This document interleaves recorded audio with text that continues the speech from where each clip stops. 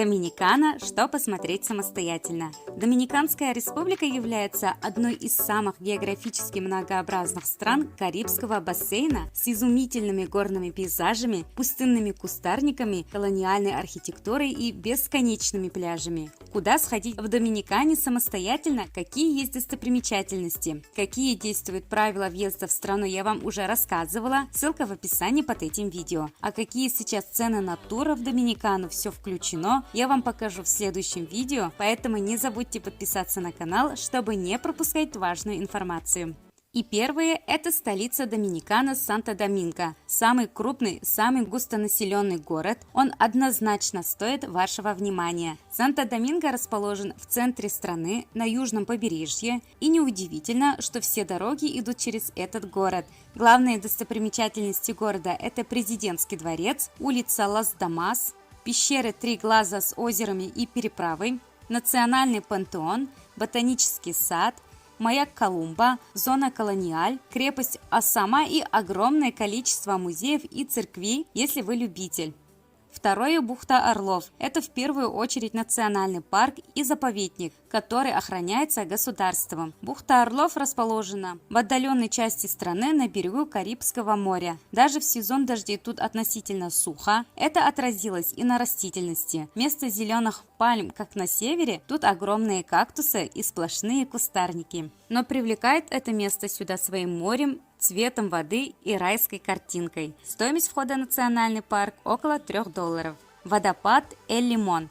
Очень крутой водопад высотой 55 метров в джунглях полуострова Самана. Эль-Лимон третий по высоте в Доминикане, но самый простой с точки зрения логистики. Вообще поход на водопад осилят люди любого уровня физической подготовки, и тут есть все.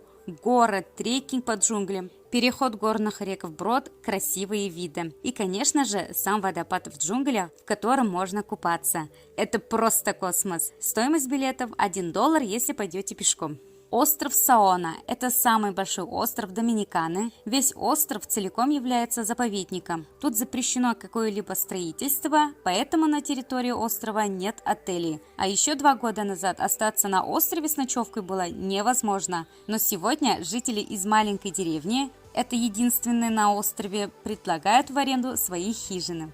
Остров Бакарди. С одной стороны, опять остров, опять райские пляжи и прозрачное море. Но Бакарди не имеет ничего общего с Саоной. Это 2 разных острова, и впечатления они оставляют разные. В отличие от огромной Саоны и ее многокилометровых пляжей, площадь Бакарди менее 1 квадратного километра. Половину острова занимает крутой отель, вторая половина открыта для туристов.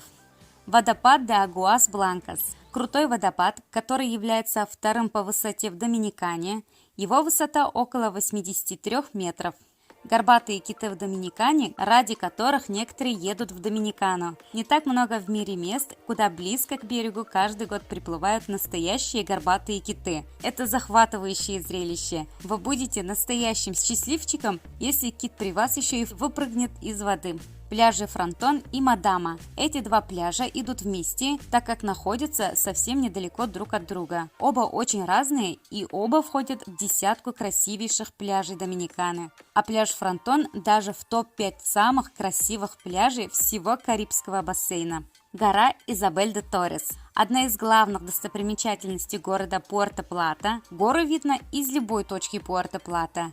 Ее высота чуть менее 800 метров, и из центра города на вершину Изабель-де-Торрес ведет канатная дорога. Пик Дуарте – самая высокая точка не только Доминиканы, но и всех Антильских островов и всего Карибского бассейна. Высота вершины 3083 метров.